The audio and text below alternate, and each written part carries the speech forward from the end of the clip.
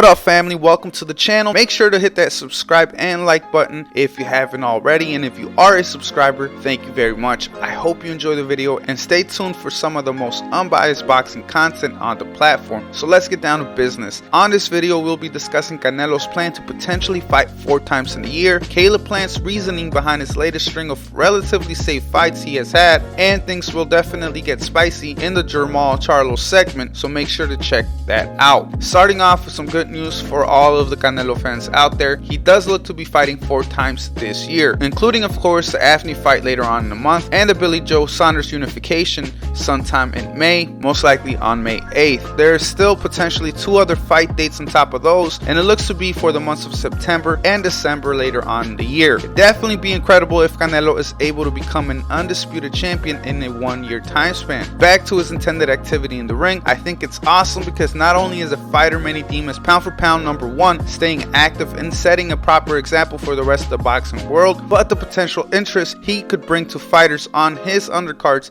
is definitely a good look for the world of boxing. Also, Alvarez has gained a promoter's license in the state of Nevada via a unanimous vote, essentially making his fight with Saunders a co-promotional event with his own company. This would be interesting to see develop because of how big of an active name he is, so we'll see how he treats his own fighters and how he grows his banner. Alvarez will also most likely be christening yet another stadium in Vegas when he faces off against Saunders, and this time it looks to be the home of the Raiders in the Allegiant Stadium. Finally, to close off the Canelo segment, I want to just drop some information in regard to his upcoming fights prices that could possibly save you some bucks. So there's an article over on Boxing Scene in regard to the prices. Check that out. The link's on the description box below. So anyway, the article states that Canelo vs. Yildirim will be offered for $49.99 through several cable and satellite companies in the United States. But you could save some considerable bucks if you opt to simply get it through dazn directly, meaning the app, instead of going through the offered pay-per-view, especially since a month subscription to the app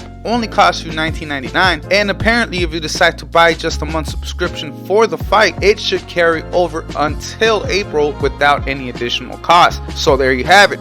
Hope someone out there finds this information helpful. Moving on, Caleb Plant recently came out and defended his relatively lackluster string of opponents over the course of his last 3 fights. Apparently his intentions were to clear 2 back-to-back IBF mandatories. That way, that wouldn't come in the way of a potential clash with Canelo later on in the year, especially since Caleb feels like the IBF is pretty strict with their mandatories and doesn't feel like they'd budge in allowing the Canelo fight to be made over one of their mandated defenses. Honestly, I don't blame Plant. I hope he keeps his word and finally pushes through with the fight that looks to be for all the belts if Canelo manages to get to him by beating Saunders in May. Things do seem to be headed in the right direction though, especially since Caleb didn't actually break his hand as he had initially believed in his fight with Truax, and he did tell Brian Custer on the Last Stand podcast that he thinks his team and himself are close to making the fight with Canelo, especially since both teams are on board with it. This is all good news, but what's more interesting to me is finding out whether or not Mr. Plant will be fighting from now till September or December, because if not, that's a considerable stretch. Plus, what, 8 to 9 months of fights for one of his training camps this time around, because you all remember what happened last year, right? So look, I wish Plant would have or still fight a threat, someone like Benavidez or so, before his fight with Canelo, but unfortunately, I also understand the business side of the coin, and although I'm not a fan of it, I get it. He isn't willing to risk spoiling his potential golden chance by losing his trinket or simply just losing in general now, especially when the biggest payday available is knocking at his door.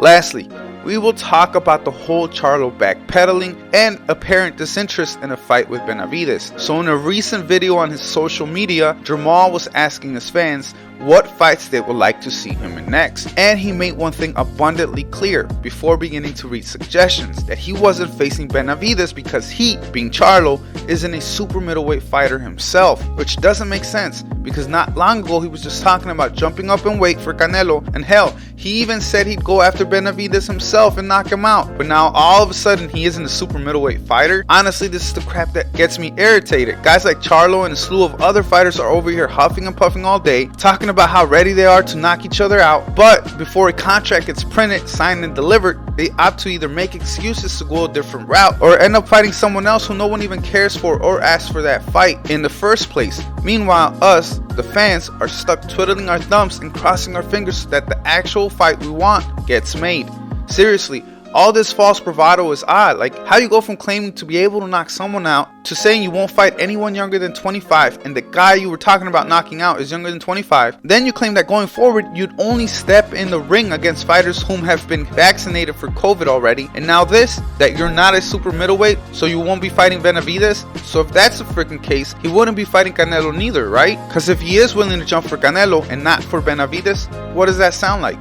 Right? What I can't wait for is to see how some channels on this very platform will contort this and do mental gymnastics in an attempt to make these statements continue to fit their narratives. I swear, Charlo's being like that one friend that every circle has. The one that talks a good game and likes to start a whole lot of trouble, but when things get heated, he finds a way to eke out of a potential physical altercation, all the while talking a big game as he walks away. I mean, imagine if Saul Alvarez did this crap. Say he had some fiery back and forth with Better Beef or Bivol, and he said he wouldn't care about the weight, claiming he'd move up to 175 and stop them, knock them out cold. Then the following week he said, well, he'd only fight them if they get vaccinated first, and that he wouldn't fight them unless they were a few years older. Then finally say, nah, I'm not even a 175-pound fighter in the first place. No need for this fight to happen. Could you imagine the Pandora's box that crap would open? Seriously guys, this crap is really insane.